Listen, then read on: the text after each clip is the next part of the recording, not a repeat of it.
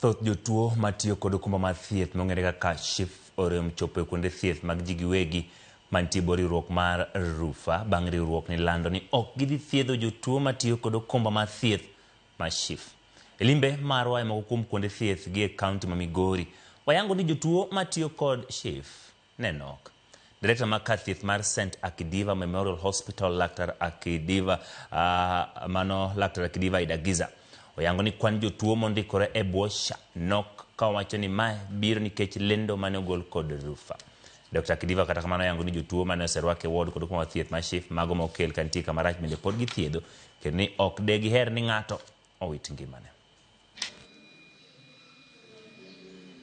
Gimana sirkal timna kuom SHA kata timne jopiny te giduokna bei chien. Chudo ma an wuon achulo kuom SHA ni malo. En 650 e dwe to nweng'o nok ayudga e dwe. They delay a lot. There's a lot of reliance. Sometimes we are getting very hard to, at least to take care of our bills. What the hospitals need is just money for the money to be released to the facilities, or timely. And because I think collections are being done, and we are actively registering patients.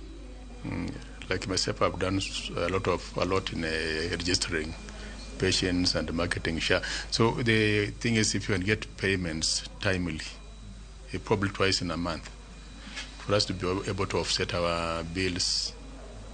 Because right now, as late as last week, the auctioneers were on my neck. I had to take up a loan to offset.